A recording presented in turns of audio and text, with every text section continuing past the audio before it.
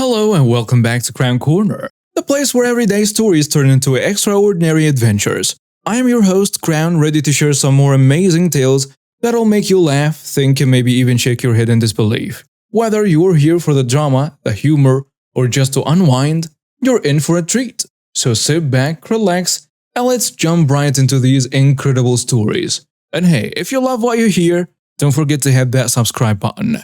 Let's go! Last year, during one of those busy seasonal rushes, my life took a pretty wild turn. You see, my mom was swamped with work and our home was mostly empty. So whenever she had to run errands or go shopping, I was her plus one. I didn't mind really. I actually enjoyed it, especially sorting things by colors, brands, and whatnot. It was like a little game for me. On this particular day, I was wearing my favorite square jacket. Now, this is important because the employees at this store wore royal blue polo shirts with the shop's name on them. It's clear as day that I'm just a shopper, not a worker. But that didn't stop what happened next. I was busy organizing some pigs, a small act of joy for me when a baby's cry shattered the calm. It was piercingly loud. Usually I have a trick for this. I punch my ears lightly. It numbs them enough to mute overwhelming sounds. But this time it didn't work. The baby's wails grew louder and more insistent until I could feel the presence of the woman holding the baby right behind me. "Excuse me, I am looking for…" she started, but then she noticed me punching my ears. "Why are you punching your ears?" Her loud voice combined with the baby's crying was too much. I felt a migraine creeping up, a pounding, merciless headache, and I had to sit down on the floor trying to cope. Her reaction was appalling. "Ew, gross. Workers shouldn't act like this. We are a civilized community. We don't act like dogs," she exclaimed.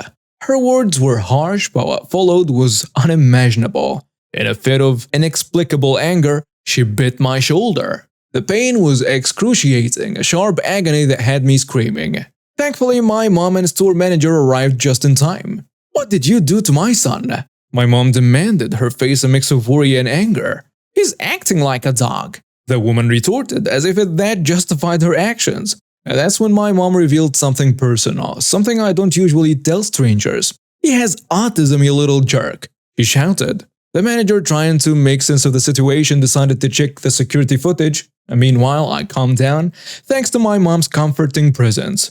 Soon enough, the police arrived. They reviewed what had happened and, without much delay, the woman was charged with child assault. Later on, after a lot of hassle, she ended up receiving a 2-year sentence in prison. When I got engaged, I, 24 female, asked my mom if she could walk me down the aisle and have a mother/daughter dance during my reception.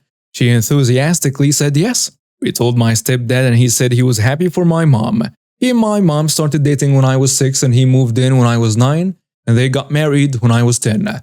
When mom first started dating him, she sat me down and told me he wasn't ever going to replace dad, and that if he ever pressured me to do something I was uncomfortable with, like call him dad, I could tell her and she would nip it in the bud.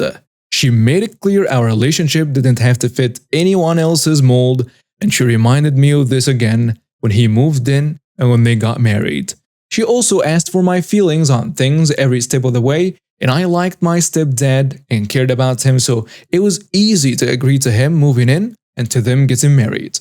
I never called him dad or really thought of him as a dad figure. He was something different, and it wasn't nothing, but I'm not sure I have a word to describe it. But we got along great. It was just never the same as my relationship with my mom. I always dreamed of mom walking me down the aisle and dancing with me at my wedding.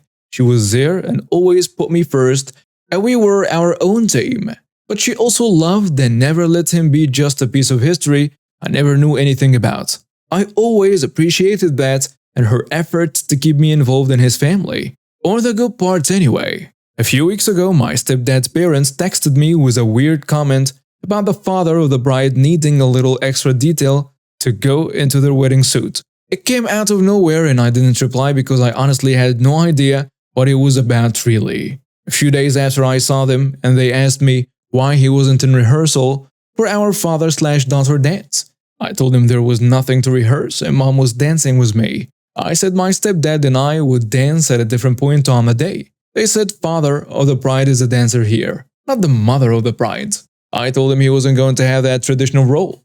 Another day, then they mentioned it to me, and I asked him why they kept bringing this up. They said I should be ashamed, and I humiliated my stepdad, and he was so upset that he went to them.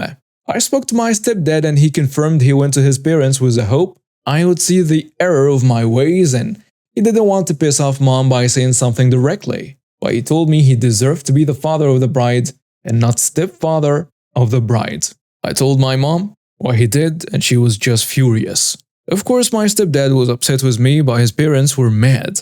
They told me I ran to my mommy like a little girl instead of a woman. Am I the jerk here? And now some comments on the post. Someone saying, they are way out of pocket on this one. I will contact him back in a group chat type message that you are a woman who has made a decision about your own wedding and that you will hold your wedding as you see fit. Tell them that you are not going to entertain their poor attempt at manipulating you and your wedding. And if they keep it up, your guest list will be trimmed accordingly. Call them out directly on it. Hold your wedding as you see fit.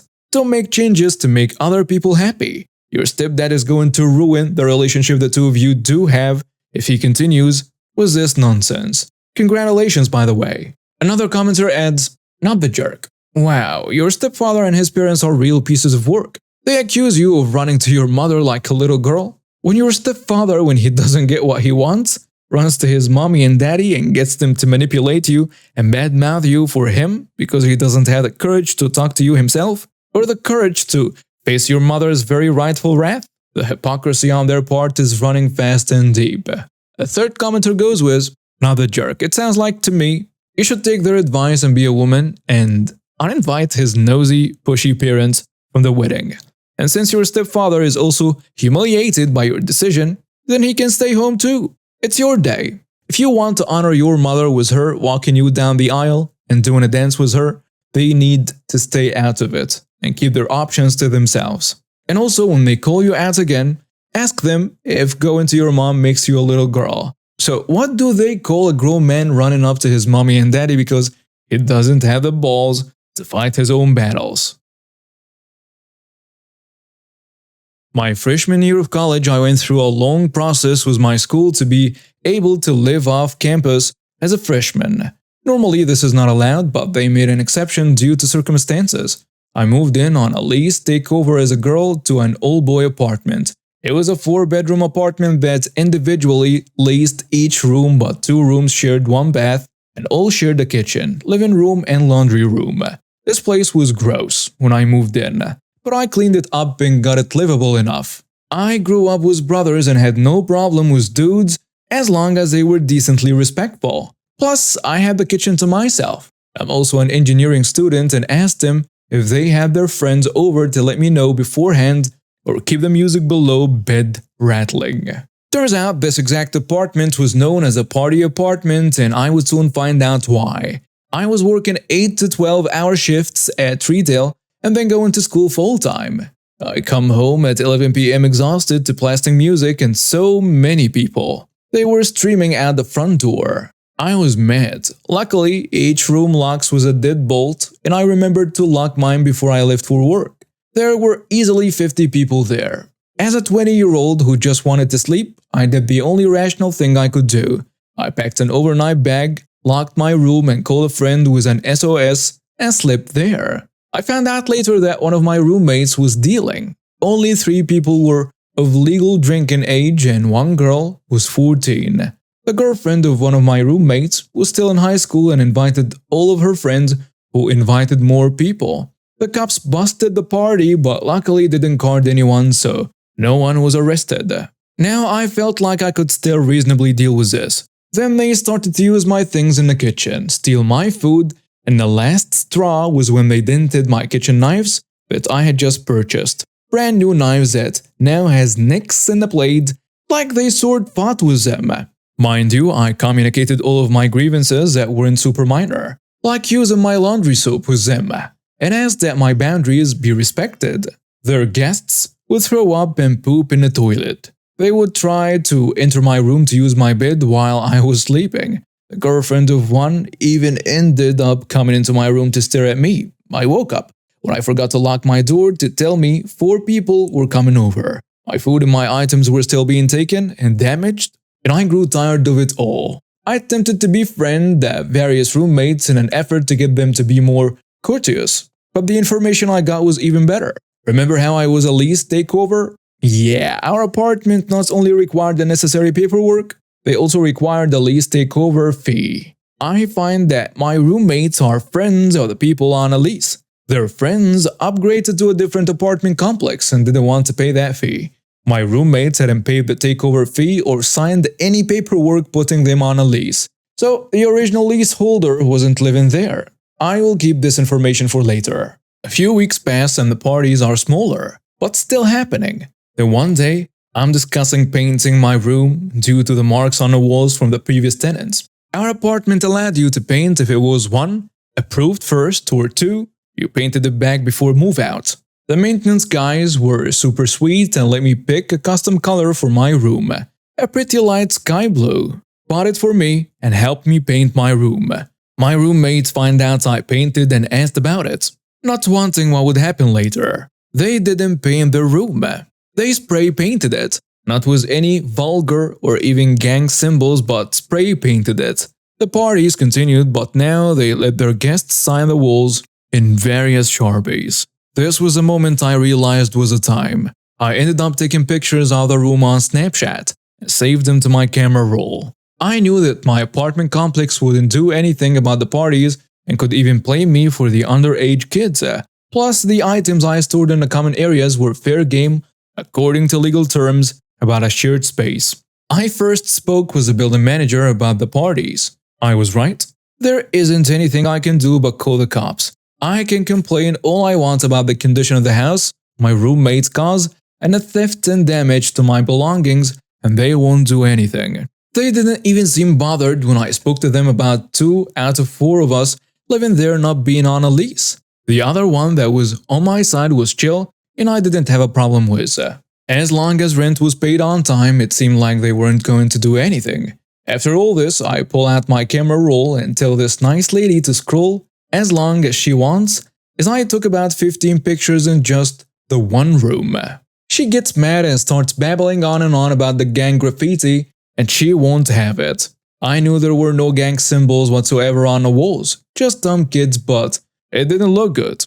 I didn't correct her and reminded her that the rooms in question were the ones where they weren't even legal tenants here. I locked as much as I could remember to grab my things from the kitchen in my bedroom beforehand and headed straight to work so I didn't get to see the devastation as 2 office workers evicted them in hours. They weren't the legal tenants and had clearly stayed over the 7-day guest limit.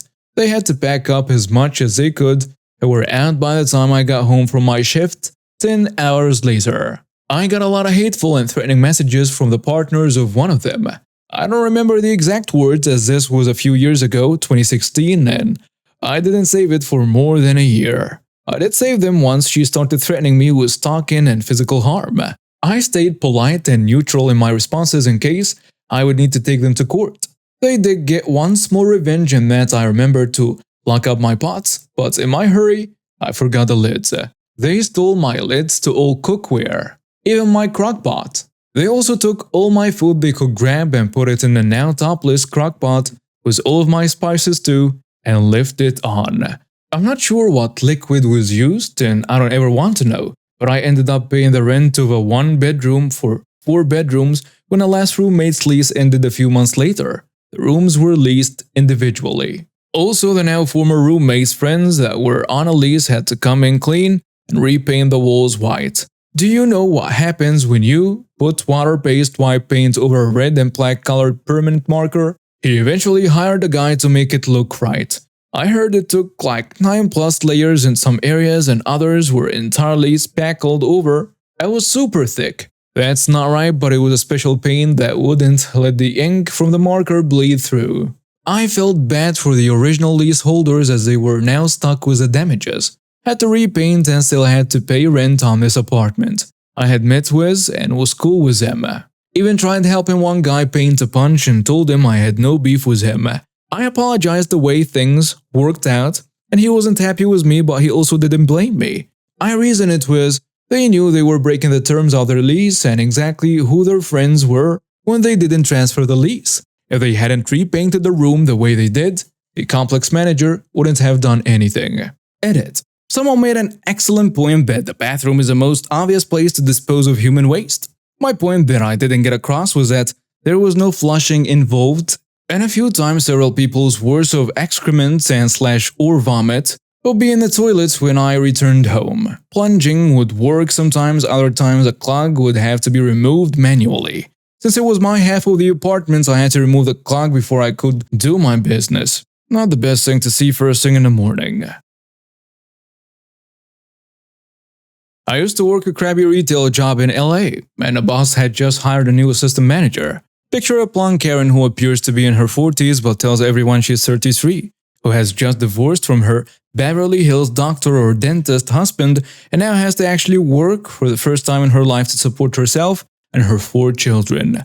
On her first week there, this super smart lady left her Louis Vuitton bag open on a break room table. Instead of locking it in her assigned locker, and someone stole $200 from her purse. Not saying that it was her fault. It was definitely the thief's fault for taking something that didn't belong to them, but Karen's response to it was just stupid. Assistant manager Karen then told us that, as a new policy, no one could enter the break room without her permission, so that she would know who was going in there and when, so that if anything else was stolen, you'd have a clear culprit. I am not sure how she intended to enforce this during the time she wasn't in the store, or maybe it didn't matter if other people besides her got stolen from her. For reference, this was the first theft any of us had seen since being at this company. I don't think they ever caught whoever it was that stole from her because we were too cheap to have security cameras in our break room, which was an old single-room bathroom with a toilet ripped out and a table and lockers put in. But part of me really wouldn't be surprised if Karen had misplaced the $200 herself or had never had $200 to begin with. Well, we obviously didn't like Karen strutting into our workplace and trying to limit our access to our own break room, so cue malicious compliance. Every time our hands were sticky and we needed to wash them in the break room sink, we interrupted Karen. Every time we needed to take a drink of water, which we were only allowed to do in the break room, we interrupted Karen. Every time we needed to sweep something up but the broom was in the break room, we interrupted Karen. Every time we had to throw something away but the trash can was in the break room, we interrupted Karen. Every time we needed to restock a product that had a box of it sitting in the break room, we interrupted Karen. Karen could barely get her own inventories and paperwork done because of how often we needed her permission to open the break room door. She ended up getting so frustrated that the new policy lasted about 3 days, and she quit soon after that. I now have a much better job that doesn't involve retail in the slightest. And that's a wrap for today's episode at K-Korner. I hope these stories have added a bit of spice to your day. Life's a wild ride, and it's these moments that make it so interesting. Thanks for tuning in and sharing this journey with me. Remember, we've all got stories to tell, and it's these experiences that connect us in the most unexpected ways. If you enjoyed today's video, give it a thumbs up, share your thoughts in the comments, and if you're new here, don't forget to subscribe for more captivating tales. Until next time, this is Crown, signing off.